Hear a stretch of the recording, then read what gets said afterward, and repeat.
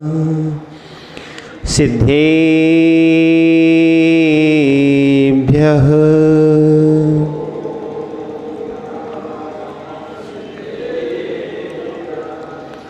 नमः श्रीवर्धमानाय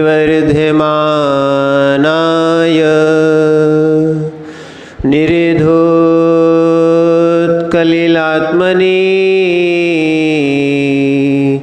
सालोकानां त्रलोकानां यद्विद्यादर्पणायते नमो अर्हन्ताणं नमो सिद्धाणं नमो आयर्याणं नमो वज्रायाणं नमो लोहे सौविसाहुणम्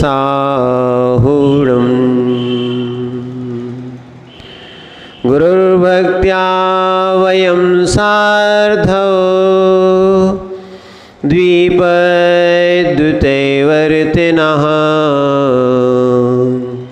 वन्दामहे त्रिसङ्ख्योऽन्य नवकोटिमुनीश्वरान् नवकोटिमुनीश्वरान् नवकोटिमुनीश्वरान्।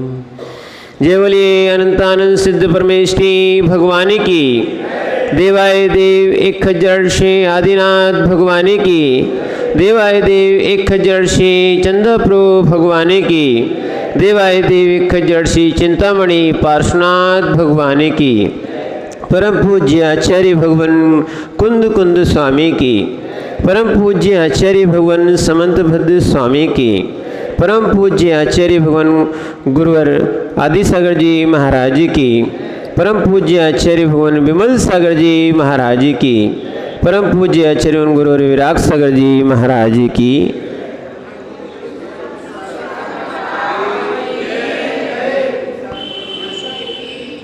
भूचेतन आत्माओं,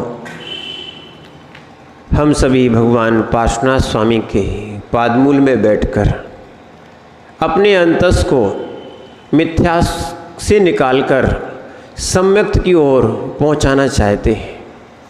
जो अनंत काल से हमारा ये जीव दुख उठा रहा है, उसका एक ही कारण है, वो है मिथ्या ज्ञान, मिथ्या श्रद्धान। और जब तक ये श्रद्धान चेंज नहीं होगा, ज्ञान भी चेंज होने वाला नहीं है। जैसा श्रद्धान होता है वैसा ही ज्ञान होता है। अगर श्रद्धान सम्यक्त हो जाए तो ज्ञान भी सम्यक्त हो जाएगा। आज हमारा श्रद्धान ही मिथ्या रूप है, इस कारण से हमारा दुख महसूस होता है। और जिस दिन हमारा श्रद्धान इस देह से, इन भोगों से उठ जाएगा, वहाँ ध्यान रखना, यही हमें सुख महसूस होने लगेगा।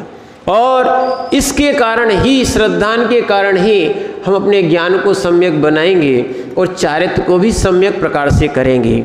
क्योंकि अनंत काल से जो मन में क्रियाएं आती हैं वो हम कर रहे हैं, चाहे वो मिथ्या हो चाहे वो ना हो, हमें मालूम ही नहीं है। हम विपरीत रास्ते पे चल रहे हैं, रास्ते का ज्ञान नहीं है, क्रिया का ज्ञान नहीं है। इस कारण से हम सबसे पहले कोई चीज़ छोड़ते हैं तो उसका नाम होती है श्रद्धा, या कोई चीज़ तोड़ते हैं उसका नाम क्या होती है? श्रद्धा। और श्रद्धा को तोड़ने से ही, ध्यान रखना, मिथ्यात्व में जीव पहुंच जाता है। और एक बार यदि जीव सम्यक्त को प्राप्त करने के बाद पुनः गिर जाता है, तो कितने समय को गिरता है मालूम है? असंख्यात वर्षों के बाद फिर पुनः सम्यक्त हो पाएगा। गिरना बहुत सरल है। आज जैसे एक बात को कहते थे कि गिरे हुए व्यक्ति को गिराने वाले भी बहुत हैं, और उठे हुए व्यक्ति को भी गिराने वाले बहुत हैं। बिरले लोग मिलेंगे जो जीव को उठाने वाले मिलते हैं या कोई उठाता है। इसीलिए अपनी श्रद्धा को भी बहुत गिराने वाले की बहुत से निमित्त मिलते हैं। गिरे हुए लोग ही आपको गिराने का पुरुषार्थ करते हैं। इसीलिए ध्यान रखना, हम अपने सम्यक की रक्षा करें। क्या करें? जैसे सोले के वस्त्र पहनने के बाद क्या है, आप कहीं भी टच हो जाते हो तो क्या होता है? असोले में हो जाते ना। तो सोले के वस्त्र पहनने वाला क्या है? बच के चलता है। ऐसे ही जैसे सोले के वस्त्र बचाते हो, ऐसे ही अपने सम्यक्त को बचा के चलना है। बहुत से निमित्त मिलेंगे जो आपके इस श्रद्धान को खराब करेंगे, पर हमारे लिए इस श्रद्धान को खराब नहीं करना है। इसीलिए सबसे पहले हम आप्त को जानें और उन्हीं सच्चे आप्त को फिर माने। आचार्य महाराज ने आप्त की भी बात कही है कि आप्त कौन होता है, भगवान कौन होता है, ईश्वर कौन होता है, किस ईश्वर पर श्रद्धा करना चाहिए। तो जो 18 दोषों से रहित होता है उस ईश्वर पर श्रद्धा करना चाहिए। हर व्यक्ति को ईश्वर नहीं बना सकते हो, और ईश्वर हम भी नहीं बना सकते, और ईश्वर भी ईश्वर नहीं बना सकते हैं। ध्यान रखना, जीव अपने 18 दोषों से रहित होने के कारण या रत्नात्रय के गुणों के कारण ही जीव भगवत्ता को प्राप्त करता है। भगवान क्या नाम है? भगवान। संस्कृत व्याकरण में भग का अर्थ, छुल्लक जी, क्या आया? ज्ञान। भग का अर्थ क्या आया? अभी कातंत्र में चल रहा था। भग का अर्थ ज्ञान, और वान लगा है उसमें प्रत्यय, जो सहित का अर्थ होता है, यानी जो ज्ञानवान होता है वो भगवान होता है। अब ज्ञान कौन सा है? ज्ञान तो सभी के पास होता है। ऐसा कौन सा जीव है, मनुष्य अकेला नहीं, ऐसा कौन सा जीव है जिसके पास ज्ञान ना हो? जैसे भैया बताओ, सुभाष भैया, ज्ञान किसके पास नहीं है? ऐसा जीव हो और ज्ञान ना हो, कोई जीव है ऐसा? अल्लू भैया, ज्ञान किसके पास है? सबके पास है। तो सब लोग भगवान क्यों नहीं है? डॉक्टर साहब, आपने डॉक्टरी की है, ज्ञान था ना, तो फिर आप भगवान क्यों नहीं लिखते अपने आप के आगे? क्या है? अरे ज्ञान है मनु भैया, आपको भगवान रखना है तो अपनी मूर्ति रख लेना। किसकी रखोगे? अरहंत भगवान की रखोगे। बोले हम अपनी नहीं रखेंगे, ठीक है, पर वास्तविकता में ये है कि भगवान जो है ना, भगवान कौन होता है? जो वास्तविकता में सच्चे ज्ञान से सहित होता है, 18 दोषों से रहित होता है, वो है भगवान। उस पे ही, सच्चे भगवान पर ही श्रद्धा करना है। ध्यान रखना, पूजा से कोई पूजा किसी की भी करने लग जाए, कोई भगवान नहीं बनता है। क्या है? नहीं तो घर में बहुत सारे लोग, जितने परिवार के छोटे लोग हैं, वो आपकी पूजा तो नहीं करते हैं, पर पैर पड़ते हैं, सम्मान देते हैं। तो मुकेश भैया भगवान हो जाओगे? हो जाओगे क्या? नहीं होंगे। भगवान हो जाओगे क्या? ये व्यवहार है कि बड़ों के पैर पड़े जाते हैं। क्या है? बड़ों के पैर पड़े जाते हैं। अभी आपको मालूम नहीं है, असैमियों की वंदना नहीं करना चाहिए, ऐसा अष्टपहड़ जी में भी लिखा है।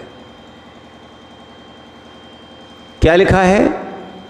असैमियों की वंदना नहीं करना चाहिए, सम्यक्त से रहित व्यक्तियों की वंदना नहीं करना चाहिए। अष्टपहड़ जी में आया है। वास्तविकता में ये बड़े पने का है। चाहे पिताजी सिगरेट पीते हो, चाहे व्यसन करते हो, फिर भी पूज्य माने जाते कि नहीं माने जाते हैं? वो व्यवहार में है, लोग व्यवहार में हैं। चाहे वो गुरुजी हो, टीचर हो, ये सब सप्तव्यसनी भी हो, पर वो पढ़ाते हैं इस गुण की अपेक्षा वो हमारे गुरु है, पर अवगुण की अपेक्षा वो हमारे गुरु नहीं है। इसीलिए यहाँ भी अगर भगवान में अवगुण है तो वो भगवान नहीं है, 18 दोषों से रहित है, इसलिए वो हमारे भगवान है। क्या है? वास्तविकता में ये ध्यान रखना, अगर भगवान की परीक्षा ना हो तो हम किसी को भी क्या मान लें?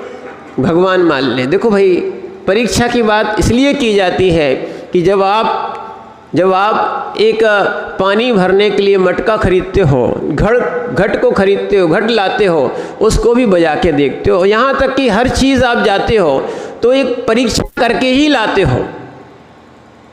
क्या है? परीक्षा करके ही लाते हो कि वस्तु अच्छी है कि खराब है। अगर अच्छी नहीं है तो हम अपने धन का व्यय क्यों करें? यदि कार्य अच्छा नहीं है तो हम अपने समय का भी व्यय क्यों करें? हम यहाँ भी बैठे हैं, प्रवचन भी सुन रहे हैं, ये समय का अपव्यय नहीं है। ध्यान रखना, जिनका पुण्य होता है और जिनको वास्तविकता में सम्यक ज्ञान की प्राप्ति का उद्देश्य रहता है, वो ही जीव जिनेंद्र भगवान के इन वचनों को सुन के अपने अंदर के अज्ञान को क्या करते हैं? अलग करके सम्यक ज्ञान में परिवर्तन करते हैं। हमारा जो ज्ञान भोगों में लगा हुआ है, हमारा जो ज्ञान अनित्य में लगा हुआ है, हमारा जो ज्ञान भिन्न में लगा हुआ है, ये अब अभिन्न में लगाना है। किस में लगाना है? किस में लगाना है? अभिन्न में लगाना है। इसलिए भिन्न की उपासना भी है। भिन्न कौन? परमात्मा। परमात्मा हमसे भिन्न है कि अभिन्न है? परमात्मा हमसे भिन्न है कि अभिन्न है? सागर भैया बताओ, पारस भैया बताओ। भिन्न है, बहुत बढ़िया। परमात्मा हमसे भिन्न है, हम परमात्मा से भिन्न हैं, हम भगवान से भिन्न हैं।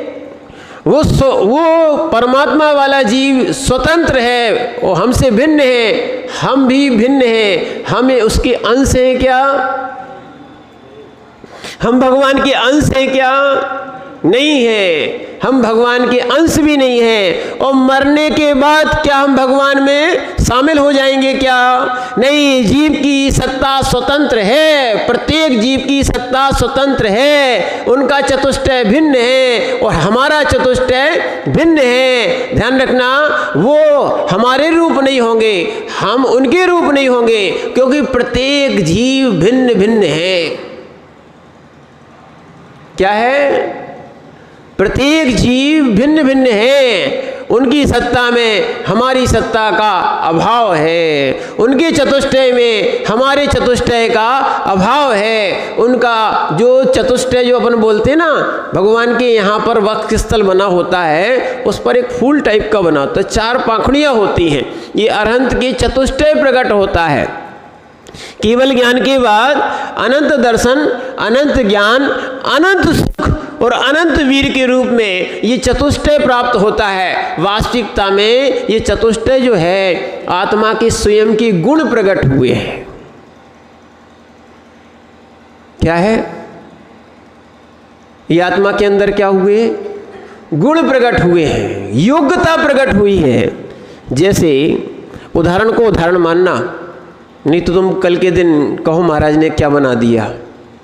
जैसे कोई क्या है, हवलदार बनता है, ठीक है, कोई कमिश्नर बनता है, उनके यहाँ स्टार दिए जाते हैं। क्या दिए जाते हैं? उस स्टार से पहचान होती है कि इनकी ये योग्यताएं हैं। कोई फर्स्ट 1 स्टार वाला होता है, कोई 2 स्टार वाला होता है, कोई 3 स्टार वाला होता है। तो ऐसे स्टार दिए जाते हैं, योग्यता के ऊपर दिए जाते हैं। ऐसे ही ध्यान रखना, जो अनंत चतुष्टय प्रकट हुए हैं ये भी भगवान की योग्यता से प्रकट हुए हैं। और जिनके गुण, ध्यान रखना, जिनके गुण ऐसे प्रकट हो जाते हैं, जो 18 दोषों से रहित होते हैं, जो सर्वज्ञ होते हैं, हितोपदेशी होते हैं, केवल ज्ञानी होते हैं, ध्यान रखना, उनको ही हम भगवान आप्त की संज्ञा दिए हुए हैं। वो ही सच्चे ज्ञानवान हैं, जिनके ज्ञान में लेश मात्र भी मिथ्यापना नहीं है, जिनके वचनों में भी क्या है, लेश मात्र भी मिथ्यापना नहीं है। इसीलिए तीर्थंकर भगवान, ध्यान रखना, तीर्थंकर भगवान मुनि दीक्षा लेते हैं, भगवान नहीं। तीर्थंकर का जीव जब मुनि दीक्षा लेता है, जब मनुष्य पर्याय में रहते हैं तब मौन रहते, क्योंकि 4 ज्ञान होने के बाद भी मौन रहते हैं। आज तो 2 ज्ञान वाले बहुत, जो भी पूर्ण ज्ञान नहीं है। कौन से? 6 उपसम ज्ञानी है, जिनका श्रुत ज्ञान और मति ज्ञान ये भी पूर्ण नहीं है। अकलंक जैसा ज्ञान नहीं है कि एक बार पढ़ा कि पूरा याद हो गया, एक बार सुना कि पूरा याद हो गया। ये श्रुत ज्ञान पूर्ण ज्ञान मानना, ये भी ध्यान रखना, ये भी ज्ञान ज्ञान नहीं है, ये भी ज्ञान पूर्ण शुद्ध ज्ञान नहीं है। क्या है? जहाँ पर 6 उपसमिक लगा हुआ है, 4 ज्ञान 6 उपसमिक ज्ञान है। कौन से? मति ज्ञान, श्रुत ज्ञान, अवधि ज्ञान और मनापर्य ज्ञान। अगर माना कि किसी अवधि ज्ञान वाले महाराज को अपन को मिल गए, या वर्तमान में तो मिलते नहीं हैं, कहाँ? वर्तमान में होते कि नहीं होते? वर्तमान में नहीं होते क्या? सब बता देते भगवान? भगवान नहीं, महाराज जी सब बताते कि नहीं बताते? आप पूछने भी तो जाते हो। बताओ अन्नू भैया, महाराज सब नहीं जानते? सब जानते हैं, इसीलिए हम भी सब कहते हैं। वर्तमान के अभी आचार्य उपाध्याय और साधु की बात बता रहे हैं, वर्तमान के सामान्य जीव की बात बनाए, वर्तमान के अन्य जगह के साधुओं की बात बता रहे हैं। ये सब नहीं बता देते हैं। महाराज बन जाते हैं, साधु बन जाते हैं, सब जानने लगते कि नहीं? सब जानने लगते कि नहीं? बताओ कक्का, सब जानते कि नहीं महाराज? महाराज जानते हैं। आज इसीलिए तो हम आपसे कहना चाहते थे, हम योग्यता को योग्यता नहीं समझते हैं। वास्तविकता में पंचम काल में कल्कि और कल्कि के समय ही मुनिराज को अवधि ज्ञान होता है, बाकी समय में किसी भी मुनिराज को अवधि ज्ञान नहीं है।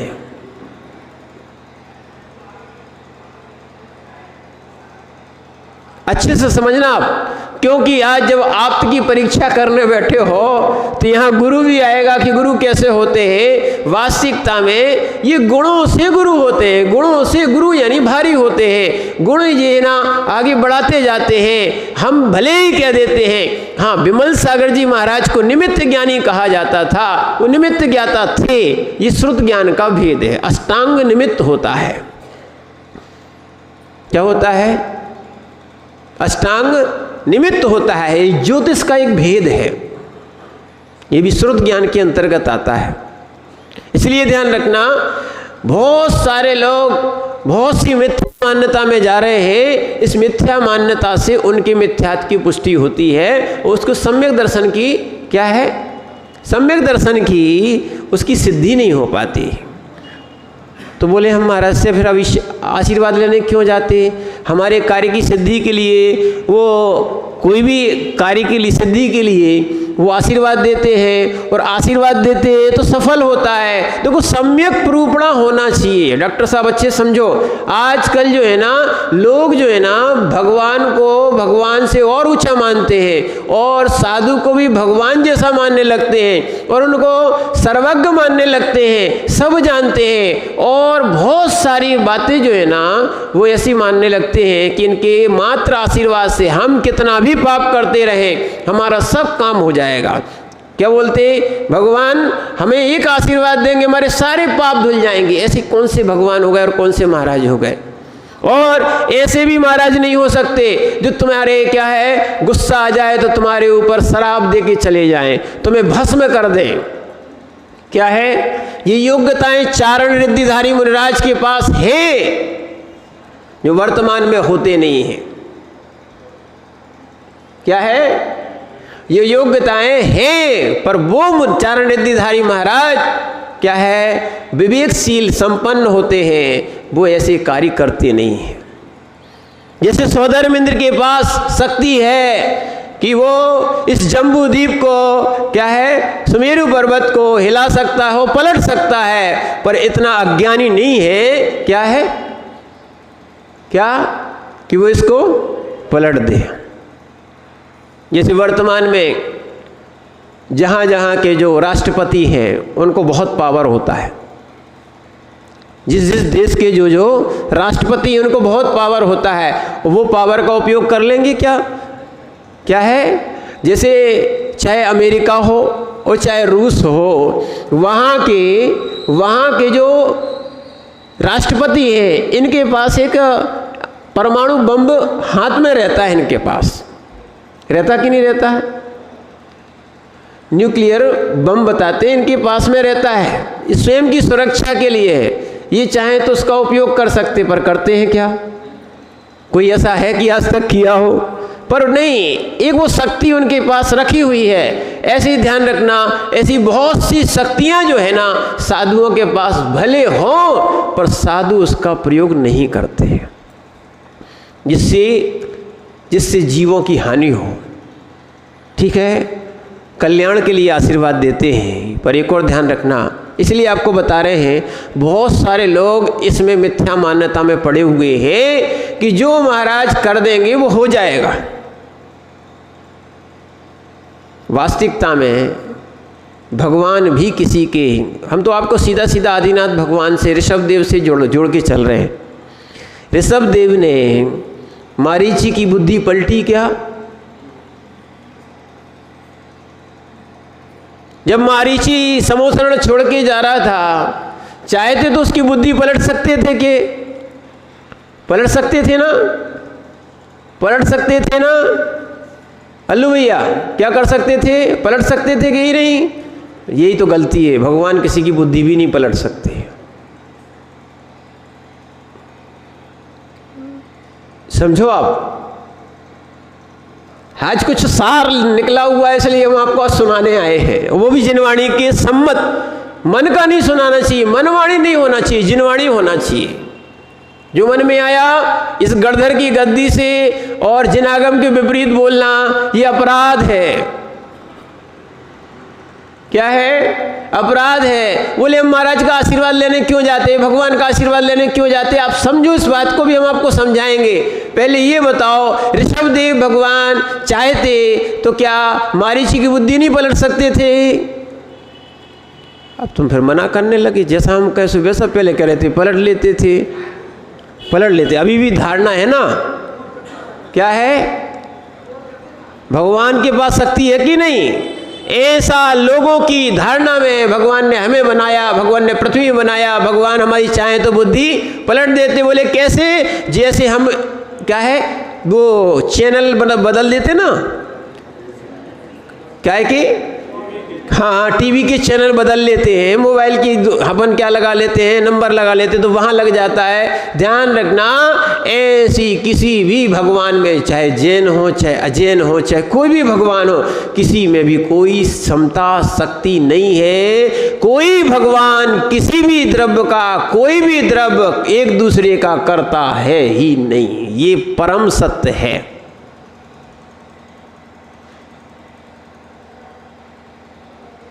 क्या है? एक द्रव्य दूसरे द्रव्य का करता नहीं है, निमित्त करता हो सकता है। एक द्रव्य दूसरे द्रव्य का करता है ही नहीं। भगवान जानते हैं, भगवान जानते हैं, भगवान बताते भी हैं, पर भगवान किसी के करते नहीं है, करता नहीं है, किसी का कुछ नहीं करते। तो बोले हम महाराज का और भगवान का आशीर्वाद क्यों लेते हैं? हाँ, आशीर्वाद इसलिए लेते हैं कि आशीर्वाद से हमारे अंदर एक शक्ति का, उत्साह शक्ति का संचार होता है, जिसको कहते हैं विल पावर। क्या है?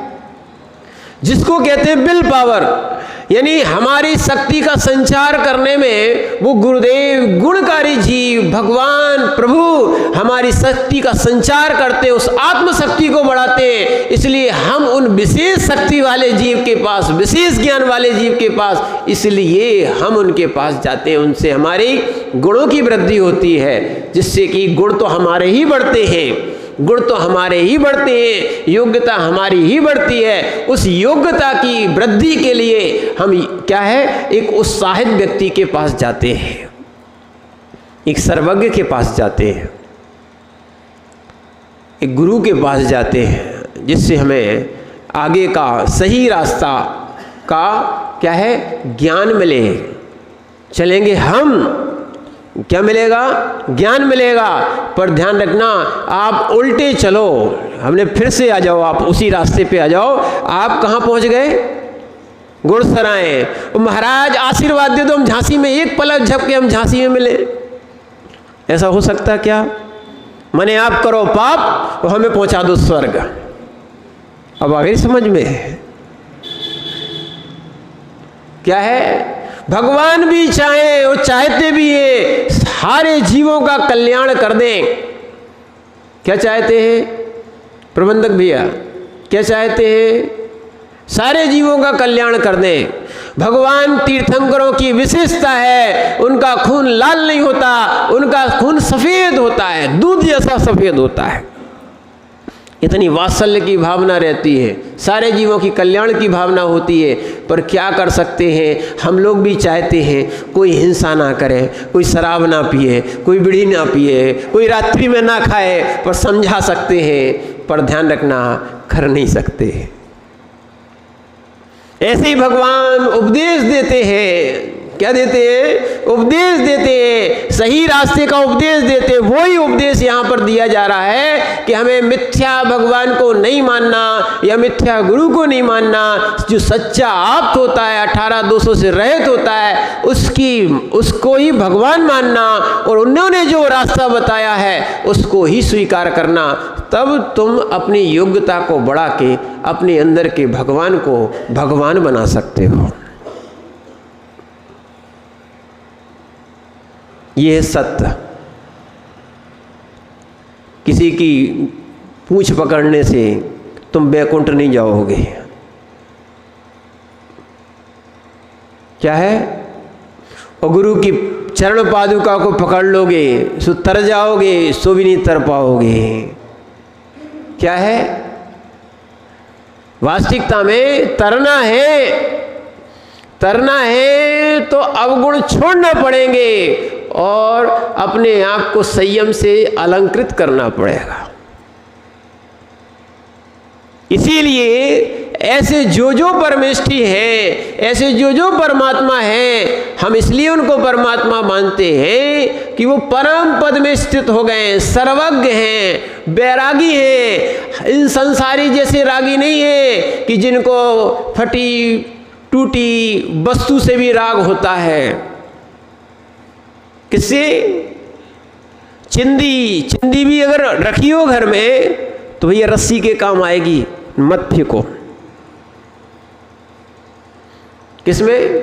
पुराना टूटा कोई वस्तु होगी, लोहा लंगड़ा बिक जाएगा, ये भी बिकेगा, पूरी बनियाई दिखाते अपन। बनियाई नहीं है, ये राग है, राग। क्या है?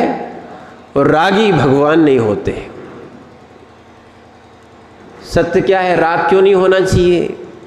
अरे राग होना चाहिए, जहां होना चाहिए वहां करो ना। जो तुम्हारी वस्तु है, जो तुमसे भिन्न ना हो, उससे राग करो। पर तुम ऐसी वस्तुओं से राग करते हो जो तुम्हारे साथ नहीं जाने वाली है। और वस्तुएं जब चली जाती हैं तो बड़ा कष्ट होता है।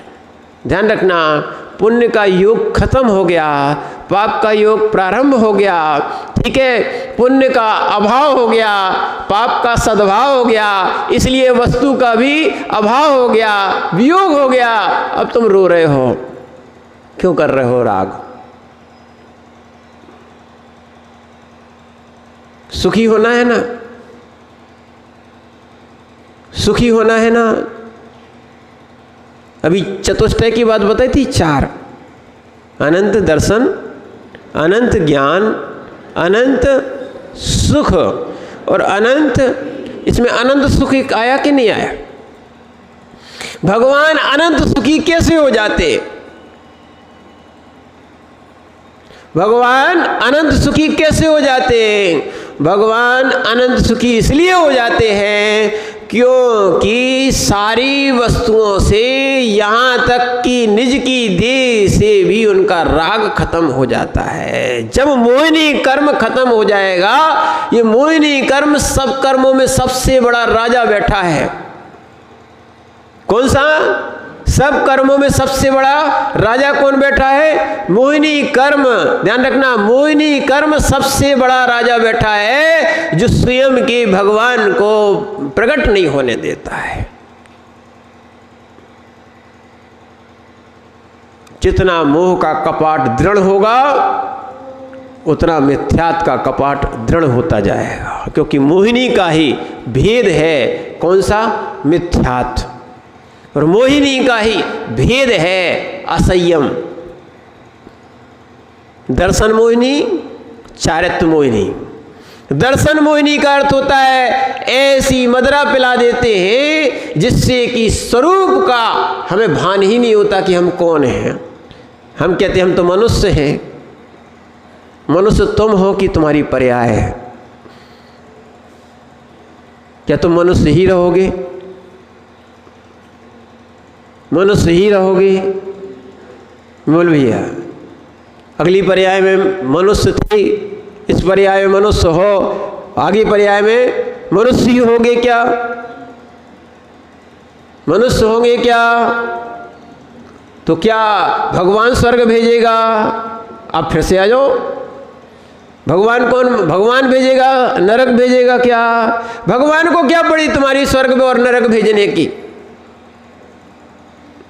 समझना अच्छे से, भगवान को क्या पड़ी तुम्हारी स्वर्ग और नरक भेजने की? अभी हमने आपको बताया था, एक टीचर क्या अपने शिष्यों का, या टीचर क्या अपने जो छात्र होते हैं उनको फेल करना चाहता है क्या? यहाँ कोई टीचर बैठा? कहाँ है वे? बिल्लू।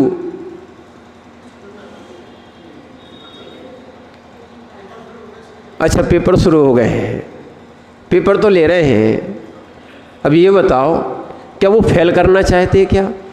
अब लोग कहते हैं हमें बिल्लू सर ने फेल कर दिया, क्या बोलेंगे?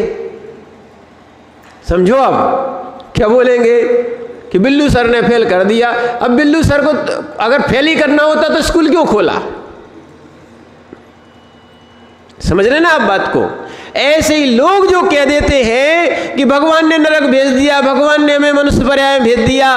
ध्यान नहीं, भगवान ने कहीं नहीं भेजा, तुम्हारी योग्यता ने तुम्हें भेजा है, तुम्हारे कर्मों ने भेजा है। इसीलिए ध्यान रखना, हम अपने कर्मों से हम नरक जाते हैं, कर्मों से जब हम इंसान बनते हैं तो कर्म क्षय से हम भगवान भी बनते हैं।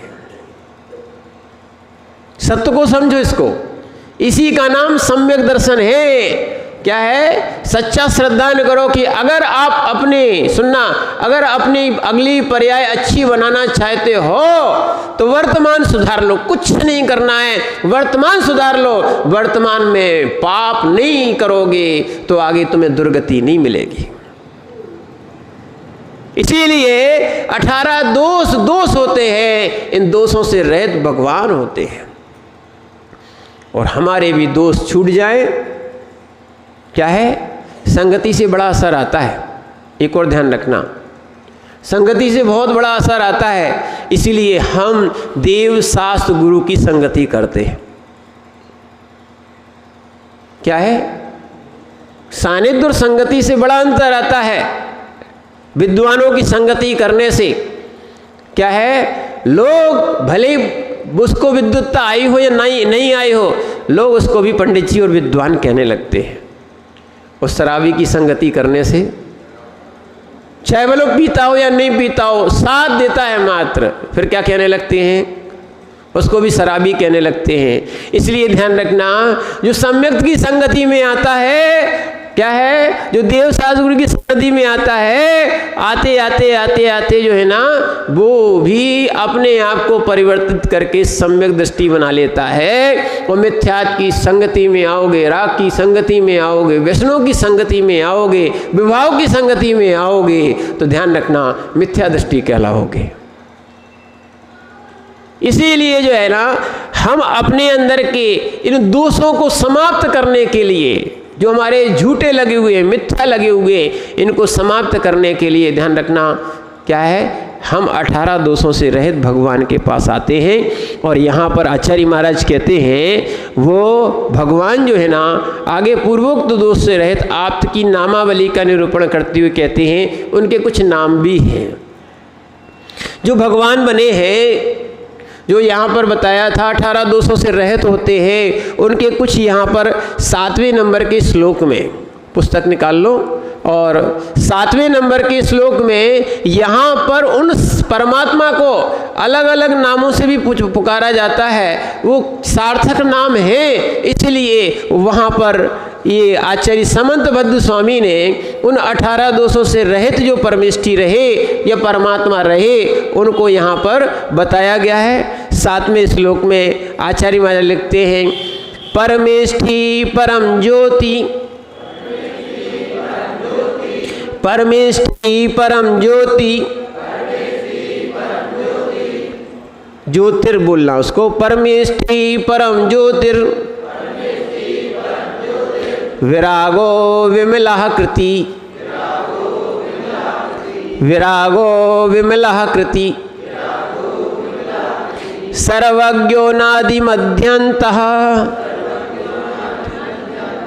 सर्वज्ञो नादि मध्यन्तः,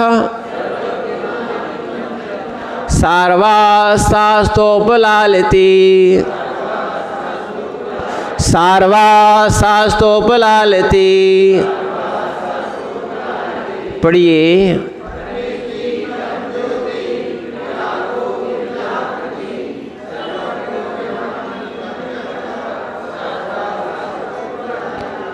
आचार्य भगवान यहाँ पर कहते हैं सा आप्तः, वह आप्त, कौन सा, 18 दोषों से रहित, कौन सा, ध्यान रखना, हम किसी को भी आप्त मानने ना लग जाएं, किसी को भी प्रभु और भगवान मानने ना लग जाएं, नहीं तो भैया पति भी परमेश्वर होता है। क्या होता है, परमेश्वर ही नहीं होते हैं बुंदेलखंड की भाषा में, है ना, क्या है, ये कछु भी कह सकत, अच्छी बात है ना। और कभी कभी जब आपको गुस्सा आती सो आप भी कहते, हे परमेश्वरी सुधर जा,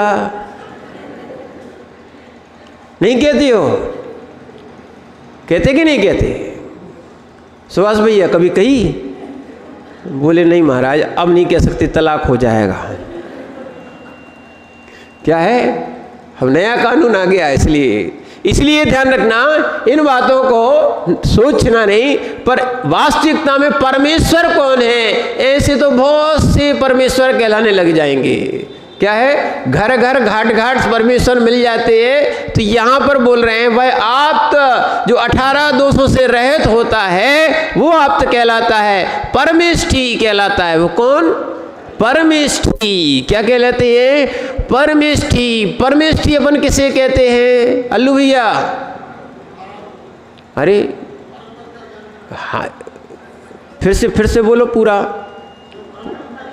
वो हाँ अब लाइन पे आए हो, क्या बात है, सीधे सीधे भाव बता दिया करो, दुकान की आदत इधर क्यों लगाई है तुमने, घुमा घुमा के भाव क्यों बताते हो अन्नू भैया, सीधी बात बताओ ना। विमल भैया तुम लोग वो सुबह की क्लास में पढ़े हो, परमेष्ठी कैसे कहते, तो तुम भी भूल गए, दुकानदारी इतनी चला ली तुम लोगों ने। अरे सीधी बात कहो ना, परमेष्ठी यानी होते हैं जो परम पद में स्थित हों, और 5 परमेष्ठी होते हैं। कितने होते हैं, 5 परमेष्ठी होते हैं। ध्यान रखना, तुम्हें सौभाग्य मिला हो या न मिला हो, हम लोग को तो आनंद आता है कि इस पंचम काल में हम लोग परमेष्ठी संज्ञा को प्राप्त हो गए, परमेष्ठी पद पे आ गए।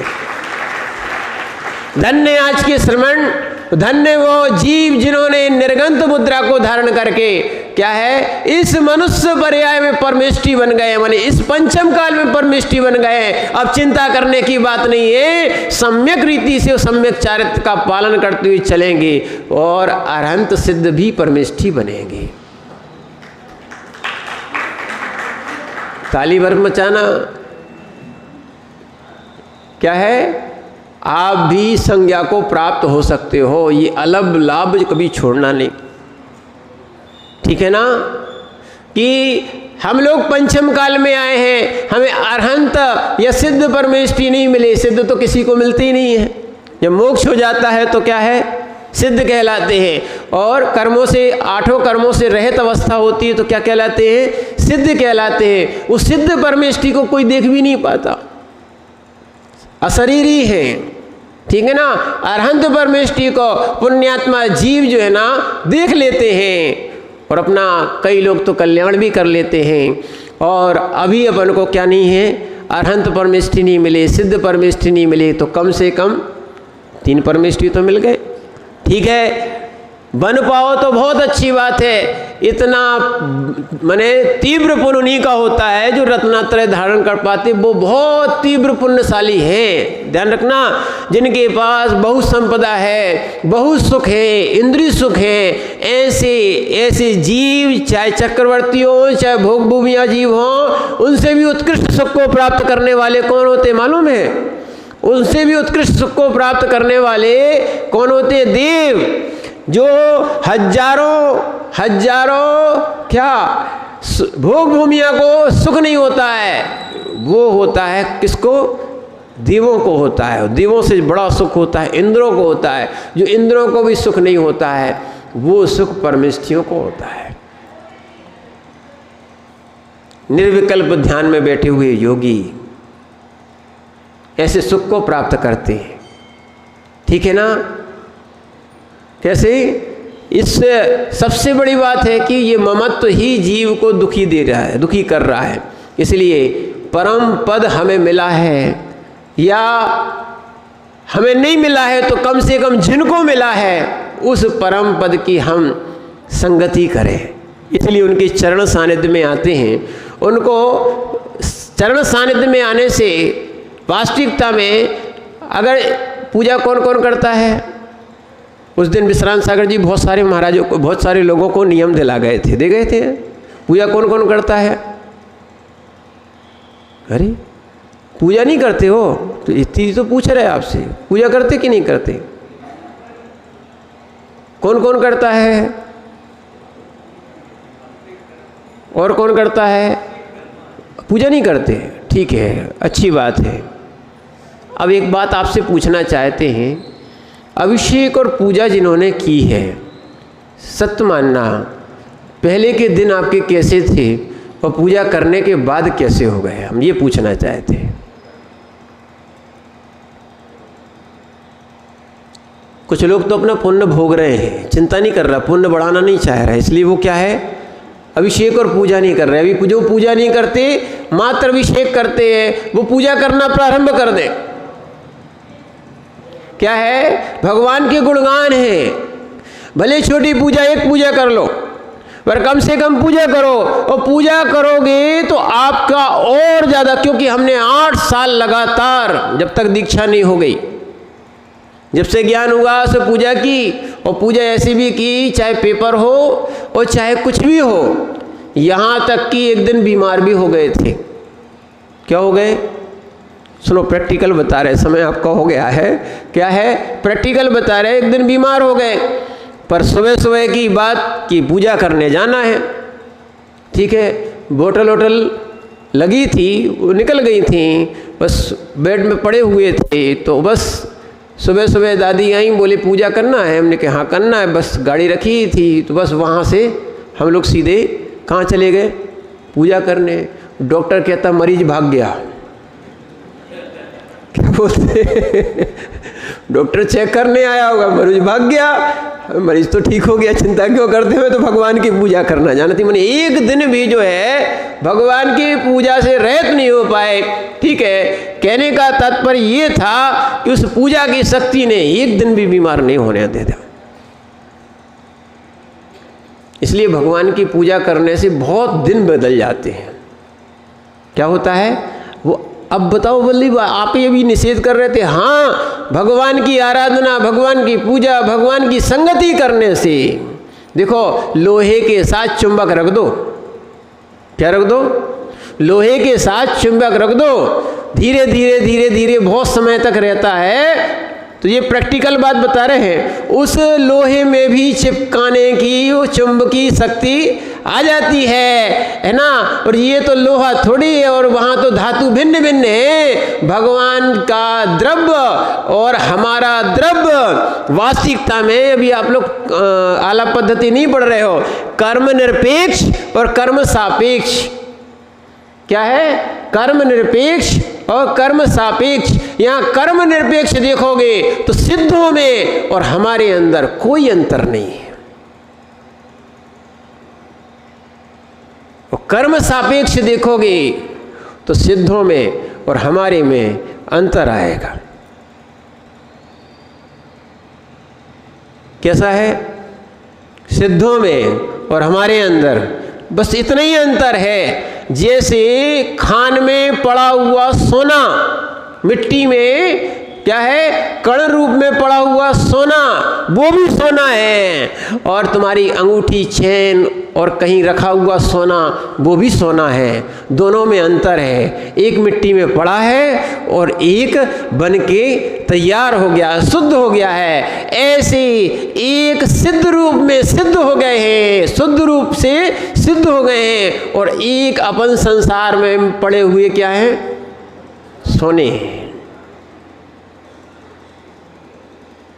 ध्यान रखना, जीव जीव द्रव्य में कोई अंतर नहीं है।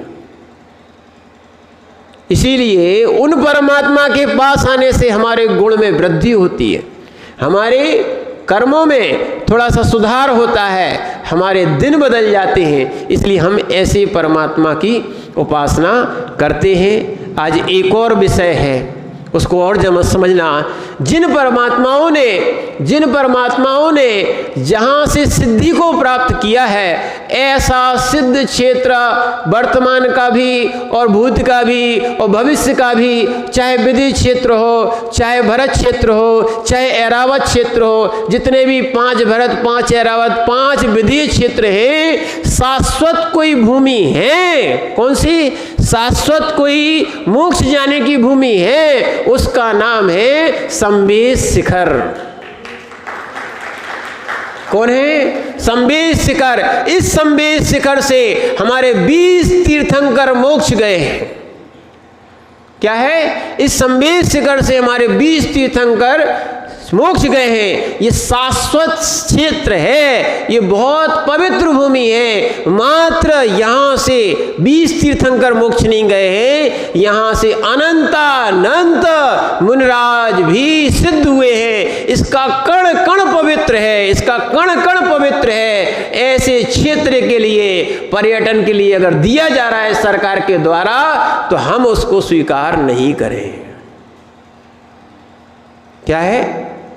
ये पावन भूमि है। किसी के मंदिर को, किसी की वस्तु को आप पर्यटन स्थल घोषित नहीं कर सकते। पावन क्षेत्र है, ये कोई मनोरंजन का स्थान नहीं है। क्या है? ध्यान रखना। और जितना जैन दर्शन में जीव दया लिखा है, जितना जीव दया का पालन करते हैं, यहाँ साक्षात पार्श्वनाथ भगवान की टोक बनी हुई है, जिन्होंने, ध्यान रखना, जिन्होंने किसी भी जीव को नहीं सताया हो। अगर वहाँ पर वन्य प्राणी रहते हैं तो हम लोगों को कोई विकल्प भी नहीं। क्या है? जिसको जोन घोषित किया है, इको जोन।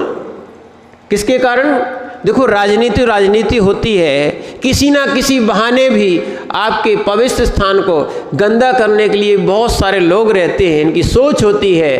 देखो, तीर्थ यात्रा करने के लिए किसी को मना नहीं है, वो करते भी हैं। जैन क्या, अभी हम लोग 2021 का चातुर्मास करके ही आ रहे हैं। विशुद्ध सागर जी थे, हम लोग भी साथ में थे, और वहाँ पर बहुत से प्रमाण सागर जी भी थे, और हाँ, पुण्य सागर जी भी थे, और पीयूष सागर जी यानी प्रसन्न सागर जी भी थे, और भी वहाँ वयोवृद्ध आचार्य संवेद शिखर में रहने वाले है ना, संभव सागर जी भी हैं। ऐसे बहुत से आचार्य क्या है, हर साल अलग अलग वर्षों में उनके चातुर्मास हुए। आचार्य विराग सागर जी के भी 2 चातुर्मास 20 साल पहले और अभी 2018 का चातुर्मास वहाँ हुआ था। ऐसी पावन भूमि के दर्शन करने के लिए बहुत से आचार्य, बहुत से मुनिगण वर्तमान में जाते हैं और हजारों जैन श्रावक भी वहाँ पर दर्शन करने जाते हैं। दर्शन के लिए मना नहीं है, पर वहाँ पर अय्यासी और ये जो चीज़ें जो होती हैं पर्यटन में, इसके लिए मना है। ये हमारे पवित्र स्थान हैं, हमारे थे, हमारे हैं और हमारे ही रहना चाहिए।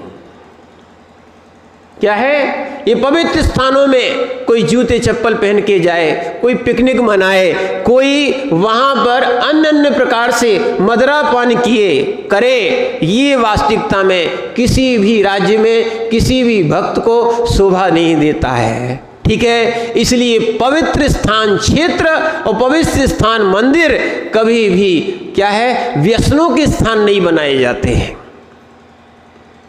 क्या है, व्यसनों के स्थान नहीं बनाए जाते हैं। ध्यान रखना, जैसे माँ का शब्द भिन्न है और दूसरी स्त्री भी दूसरे रूप में रहती है, उसका शब्द भिन्न होता है। माँ में पूज्यता होती है, अन्य स्त्रियों में पूज्यता नहीं होती है। ऐसे ध्यान रखना, एक भूमि जो है पवित्र होती है, इसलिए पूज्यता है उसमें। क्या है, पूज्यता है, तो हम उस पूज्यता को ध्यान रखें। और एक स्थान मल का भी होता है, वो पूज्यता में नहीं आता। समझ रहे ना आप बात को? उस पूज्यता वाले स्थान पर लोग जहां मल भी नहीं करते, थूकते भी नहीं है, यानी कि वहां की भूमि इतनी पवित्र है। आचार्य विमल सागर जी महाराज का नाम सुना होगा आपने, जो हम लोगों के परंपराचार्य रहे, दादा गुरु थे। आचार्य विराग सागर जी महाराज के गुरु आचार्य विमल सागर जी, वात्सल्य दिवाकर, जिनको वहाँ भी बहुत आदर्श माना जाता है और पूजा जाता है। और वास्तविकता में वहाँ के लोग भी, शिखर जी के लोग भी, बहुत से कोई भी कहीं कार्य करता हो, आचार्य विमल सागर जी महाराज की समाधि स्थल पर जाकर सबसे पहले श्रीफल रखता है और वहाँ से अनुमति लेता है। और वहाँ की वास्तविकता में उनको एक शक्ति मिलती है, ऊर्जा मिलती है, उत्साह मिलता है, जिससे उनके कार्य की पूर्णता होती है। ऐसे आचार्य विमल सागर जी महाराज आचार्य बताते थे, उनके पास पूरी टोकों की मिट्टियाँ थीं, सुबह से उनको माथे पे लगाते थे। ऐसी मिट्टी को यदि हम क्या है, अपवित्र लोगों के हाथ में, अय्यासी वाले लोगों के हाथ में, पर्यटन वाले लोगों के हाथ में अगर दे देंगे, तो ध्यान रखना, ये पवित्रता का ध्यान नहीं रखेंगे, मात्र ये क्या है, वहाँ के एटमॉस्फियर को देखकर आनंद लेने जाएंगे, वहाँ पर श्रद्धा और भक्ति के साथ वो दर्शन करने नहीं जाएंगे। तो अपना, चाहे वो सरकार से हो, चाहे किसी से भी हो, जैसे अपनी माँ पूज्य होती है, ऐसे हमारे तीर्थ स्थान हमारे लिए पूज्य हैं। क्या है, ऐसे हमारे भगवान गुरु पूज्य हैं, ऐसे उनके निर्वाण क्षेत्र जहाँ से उन्होंने मोक्ष प्राप्त किया है, ऐसा पूज्य है। आज देखो, राम मंदिर बना नहीं राम भूमि में, क्यों अन्य भूमि में बना लेते, इतने सारे मंदिर थे, पर राम भूमि में एक विशेषता थी।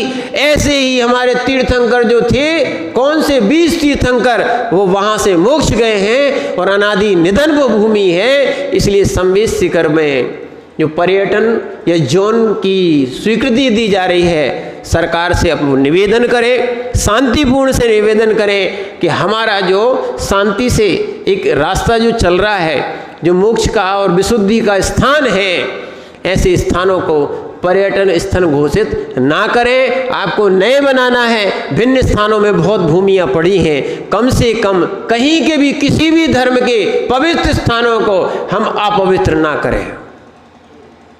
क्या है, और ये हमारे लिए बहुत बड़ी बात होगी, जो हम इस संवेश शिखर की भूमि की पूजा करते हैं, उसकी वंदना करने जाते हैं, तो हमारा कर्तव्य है कि बच्चे बच्चे के साथ उत्साह करें, उत्साह मने के साथ वो उस रैली को शामिल करें कि ये पवित्र भूमि किसी भी, चाहे सरकार के हाथ में हो, वो चाहे किसी के भी हाथ में हो, ना जाए और इसको कोई भी प्रकार से क्षति ना पहुँचे या अपवित्र करने का प्रयास ना किया जाए। हमें वो भी स्वीकार नहीं है कि ये किसी के हाथ में जाए, जैसी अभी थी वैसे ही रहे, उसमें किसी का भी अधिकार ना हो। क्योंकि ध्यान रखना, जनता पर और जगह सबका अधिकार हो सकता है, देव शास्त्र गुरु पर किसी भी शासन का कोई अधिकार नहीं है।